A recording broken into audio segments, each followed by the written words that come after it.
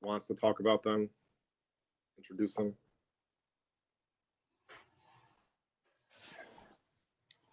Dave Del Vecchio. Hear me? Yeah, we hear you now. Okay.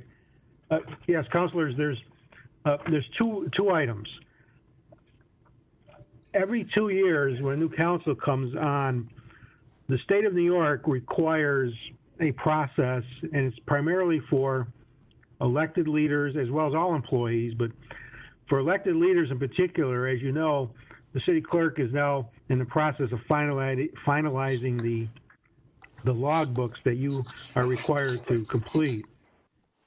What we are required to do is, as a council, is to certify the standard workday. So on one document, the standard workday would list all the councilors, your term of office, and would show the 6 hours per day. This is consistent with what we've done for many, many years. It's approved by the state as a minimum workday. And then the second piece of legislation relates to all appointed employees. These are non-union. So, for example, department heads, the mayor, the city auditor, and basically all non-union positions. The standard workday is 7.25 hours.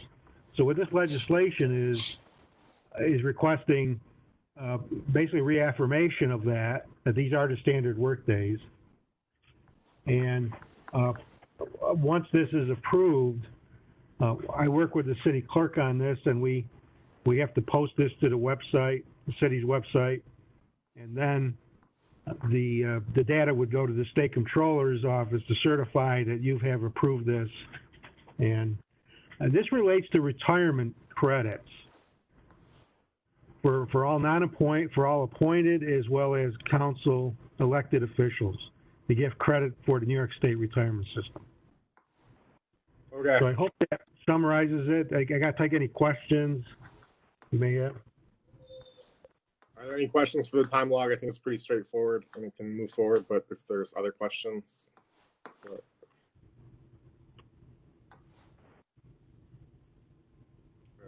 Are we all good moving it forward? Councilor Hogan? Yes. And we're Councilor Bay or Councilor Carney on the phone? Yeah, I'm here. Yeah, absolutely. We've done it before. Yep, got it. What's the other item? These are the only two items I have. One, they're just separate legislation, but they relate to each other. Yep. I see. Okay. Thank you. Thank you.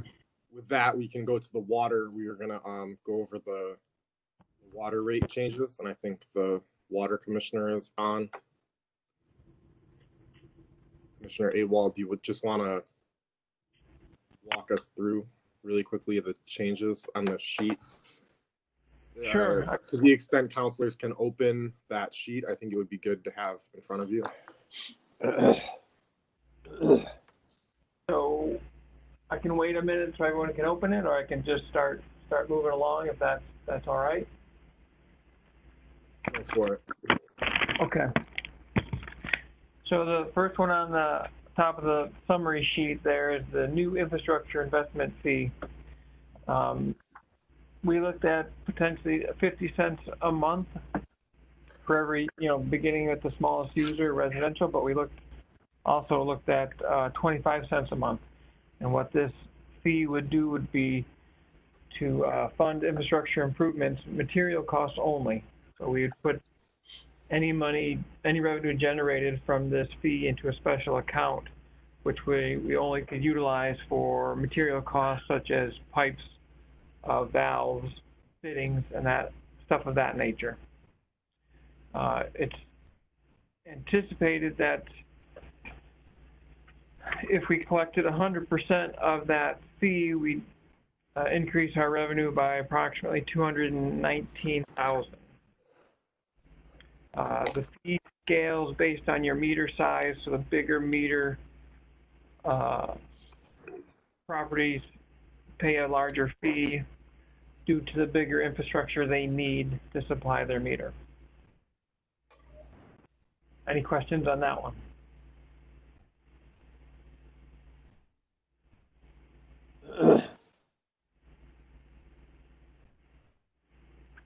Okay. I'll move to the second one, which is the water rate structure amendment. This would be to amend the water rate structure.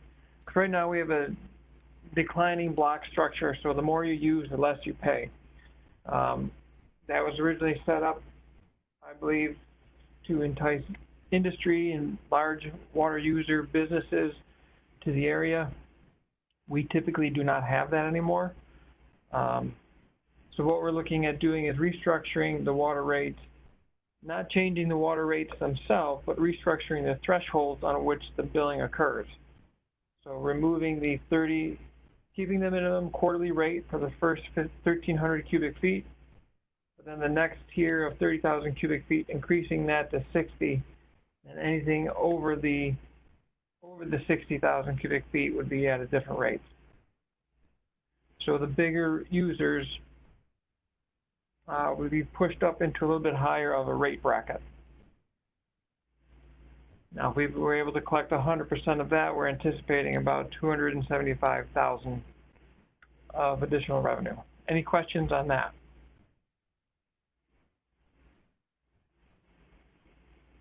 So I'll just pause here and say, so these two fees make up the majority of the change, right? Like the changes that come after this are much smaller. So Correct. most of this increase is from this new infrastructure investment fee, which for a normal household is going to be 25 cents more a month, which is $3 more a year. Is that Correct. and then additional to that, we're not really changing the rate, but we're going to change the point at which the rate decreases to make it so it's a higher threshold, so more gallons are at the higher rate. So Correct. people who are on the fringe we're going to pay more. People who use more water will pay more. Correct. Those are the two ways in which we're going to raise most of this money. Are there any questions on those two? Because that's where the vast majority of the money is going to come from. I guess I would just be curious, Mr. Awal. There's some information here that's I would just be curious, like what is, for example, 60,000 cubic feet per quarter. I guess I'm just trying to get my mind around what that looks like and how many customers we have that use that kind of threshold. Like how many, or is that a typical thing? Are restaurants including this? Like what does the thresholds look like for 30,000 versus 60,000? What are kind of a typical example of someone who would use those kinds of amounts and versus something like, a brewery that uses tons of water? What are the different kind of examples of like 30,000 and 60,000 so I could just get my head around, who will be impacted by this? Good question. Now that obviously it's all based on consumption and what you use, so the higher users would be in that bracket. Now, who are the higher users? I guess restaurants might fall into that category. Manufacturing, like we have Woodcraft Manufacturing down on the boulevard, but also in that category you would include like SU would be in that category. You would have Lemoyne College would be in that category. Hospitals would be in that category. The shopping centers would be in that category. Any of those large users would fall into that category. Now, typically we see... Commissioner, just to kind of clarify one question too, what does the average house use in water? I mean, what's the general idea of that? So the bulk of the residential users really never make it out of that minimum quarterly rate. So, your residential users aren't going to feel the impact. It's those. Let's see if I can find what 60,000 looks like, but it's quite large. Let's see if I can get it converted to gallons for you to give you an idea what that is.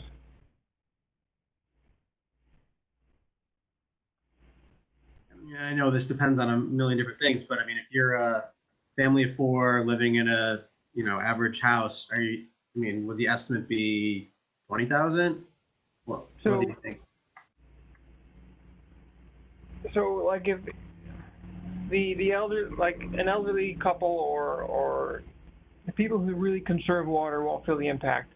Family of four, family of five won't feel the impact because even if they made it out of the quarterly rate, they're still in that first tier of $3.09 per 100 cubic feet.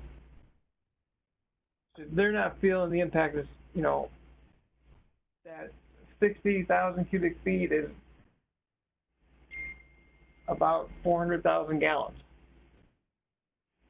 So that's a lot of water. So you got those big users is what we're looking at. Do you have a sense of how many payers the $275,000 is spread across? Well, I'm sorry, what was that? Do you have a sense of how many payers the the water rate structure amendment, it's going to raise $275,000. How many people, how many households, how many bills does that affect? Like, is it spread across 10,000 accounts? Is it like, how many is it that you think would be affected? Okay, let me see if in our rate model, I can pull that data out quickly. I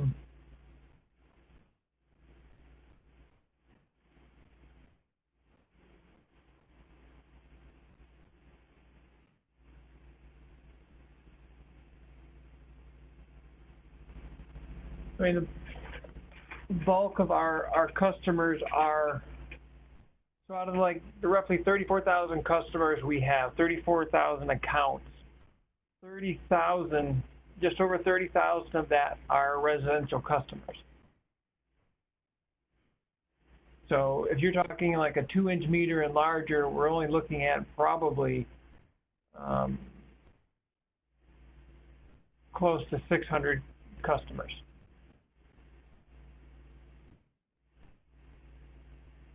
This $275,000 is raised only by 600 customers. Correct.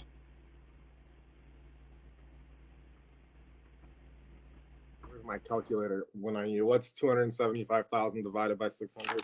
458. 458. So that would be a pretty big increase for those users, but they're the bigger groups. So I guess that's where it balances off. I really hope I don't fall into one of those 400, one of those 600 personally. A lot of people in my house, but. I'd lay odds you're safe, Rod. All right.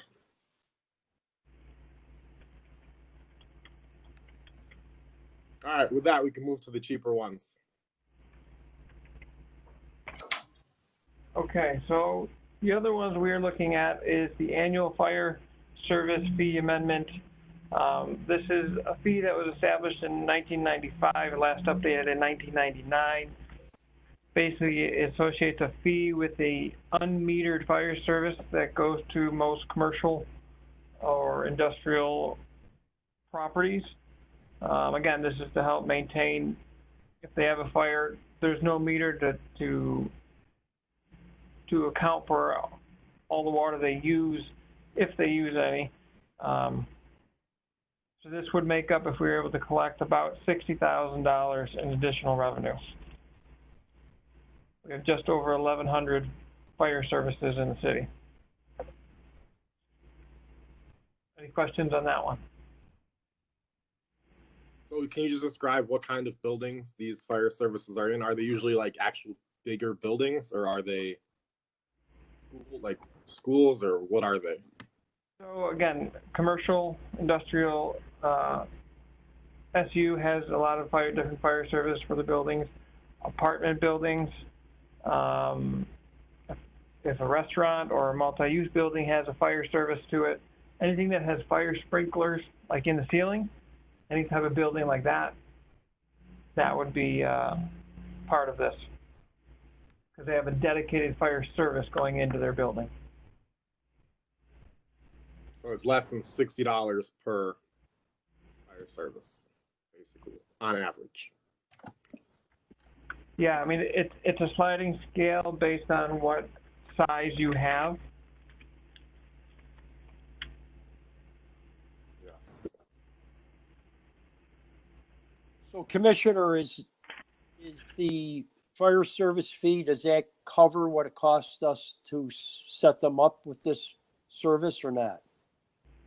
So the fire service fee is just the annual fire service fee to maintain that service. When they go to install a fire service, that is a separate item, which It's is the next item, right? yes, Okay.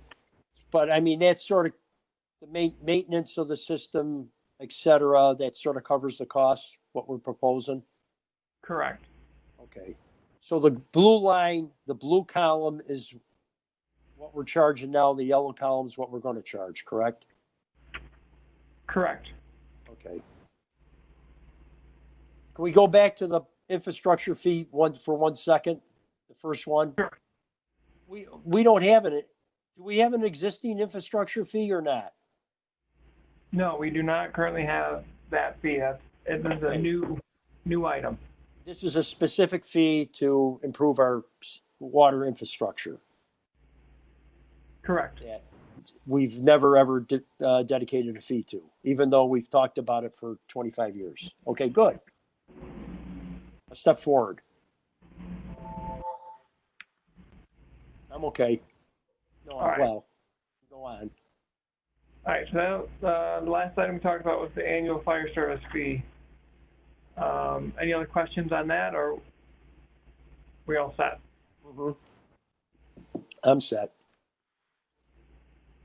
All right, so then there's the domestic and fire service application fee, which is to install a new service, whether it's domestic water or fire service service.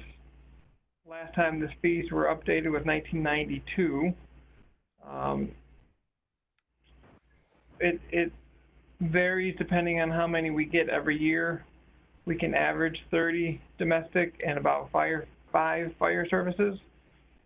This is only going to impact people that are putting in a new service, where a facility doesn't exist in their building and they have to add one, or it's been demolished and they have to provide they need a bigger service or a new one for whatever they are building.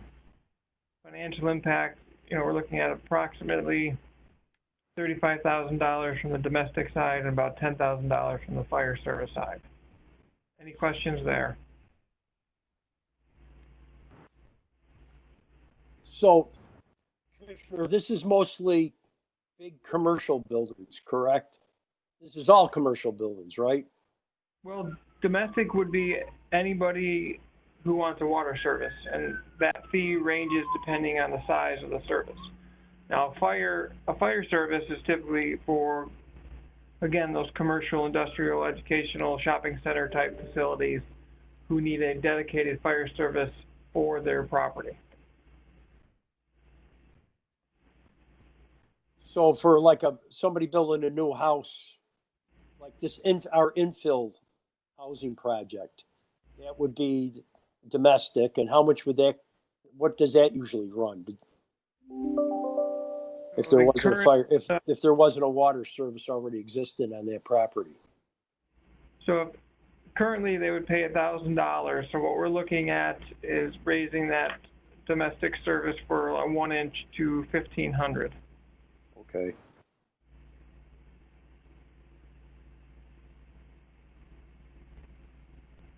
What's our actual cost for something like that?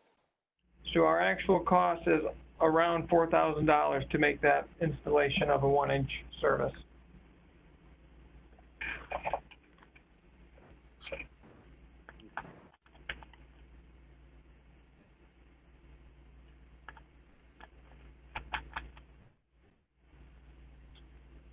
Okay. Any other questions?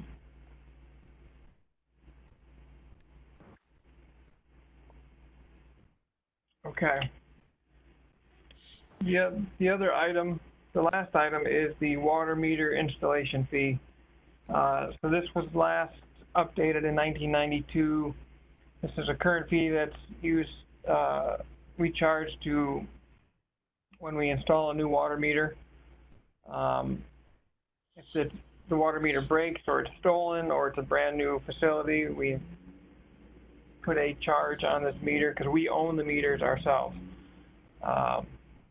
We can average about 32 meter replacements a year. Financial impact is about $5,000 in additional revenue. Any questions on that one?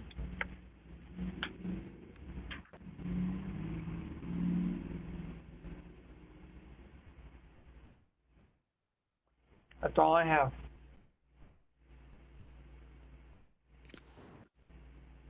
Can you just go over the difference between the sum of all the charges on the left and on the right on Sure. the second page? So at the bottom of the second page, we have a summary of if we were able to collect 100% of all the revenue that we're proposing, it would be approximately $600,000. However, historically, we've never been able to collect 100% of everything. This year, we're looking at over $1 million in water consumption fees to roll over to taxes. That's money we won't get during our fiscal year. It'll be years out if we ever get all of it.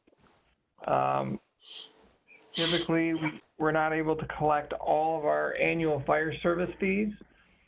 There are properties that either they just don't pay, and we really can't shut them off because then they become a liability for fire protection, or they could be historically people who are not landlords, property owners who just don't want to pay, and the property is vacant, so they don't feel they need to pay because there's no one in there.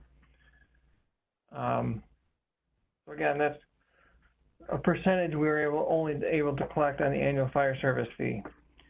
Domestic and fire service applications vary year by year. Due to the pandemic, typically we see a lot of service applications come in March and April, but because of the pandemic, we've seen none come in these months. We're behind in that avenue as well. Similar with the meters. And with this being the new infrastructure fee, we took the same percentage that we would be able to collect on the annual fire service fee. And I imagine there's some of these larger properties that are vacant or just feel that they don't need to pay. But different with the annual fire service fee, I guess this would roll over if they don't pay it as well, roll over to taxes. So taking all these percentages into account, what we're estimating what we can actually collect out of that $604,000 is about $455,000. Any questions on that?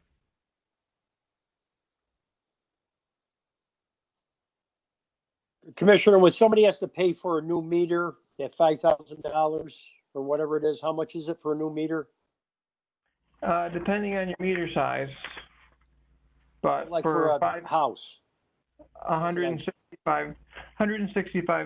Okay, that's what it is.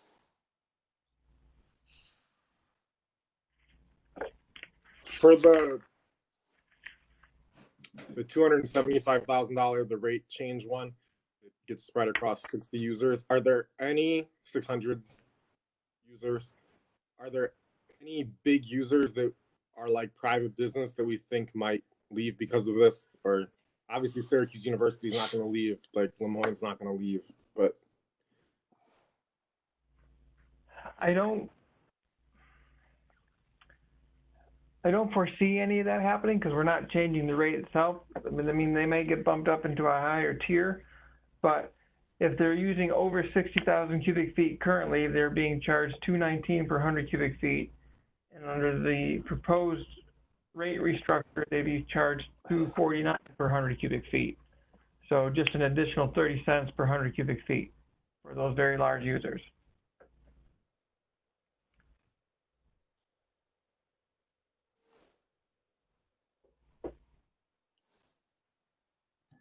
So what's the, there's like a math to that, right? What's the maximum that somebody could, if they used infinite water, what's the maximum change? The maximum rate increase just from that one change?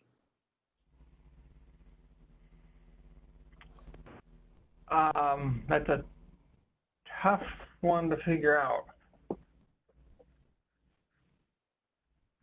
Let me see what. I mean, I guess if you were using,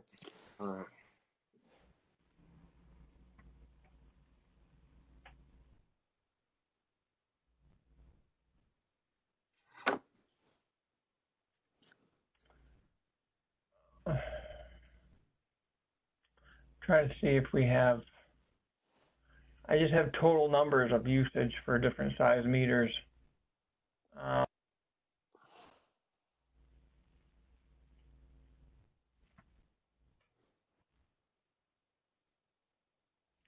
Yeah, that's a tough one. I'd have to dig into it, see if we can try and quantify that.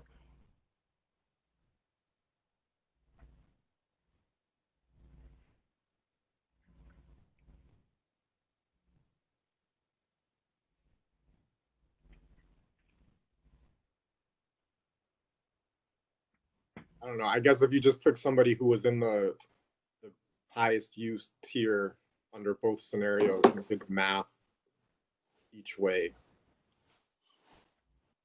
that would be fine for me. Commissioner, how do we compare Rochester, Albany, Buffalo as far as fees go for water? Those communities, I'm not 100% sure. I do have a comparison to. Let me see if I can pull up the comparison of a bunch of other communities in the Central New York and Western New York region. You can just sort of generalize here. Are we comparable even with this raise? So we're really not raising anything, but changing just the bigger users get dumped into the higher bracket. So to give you an idea of where we fall out on a quarterly bill, the average user is paying about a little over I'm gonna get the monthly. That might be better. A little over the quarterly. So if bigger families or bigger units pay more, if it's about $77, the City of Auburn quarterly average user pays about $80. Monroe County Water Authority is about $81. Niagara Falls Water Board average users pay about $91 because their rates are higher.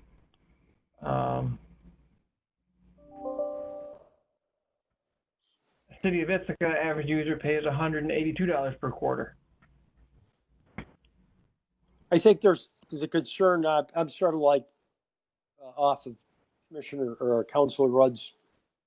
I mean, the commercial users. I mean, is this a way bigger? I mean, that seems to be bearing the brunt of this.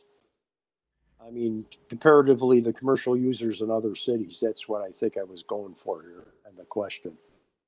Oh, I mean, again, it's all based on consumption, so each industry is going to be different based on what they do and how they use water. Well, the larger consumption, the larger users of our water as compared to the larger users of waters in other cities. That's what I could say. Yeah, I don't have that data of other cities. I can't compare that. Okay. Could we get that data? I don't know. Take a little bit of effort to reach out to all these different communities and see if they would be willing to offer that information. This is Corey, we can use some of our staff folks to reach out and see what information we can get from other I mean, municipalities. just comparatively, Sure. Corey, to like being able to like explain things to our commercial Yep. constituents. Absolutely.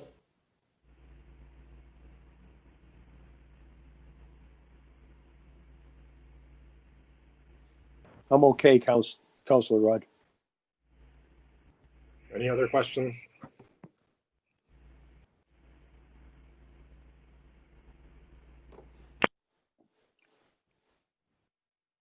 I think we'll call it ready.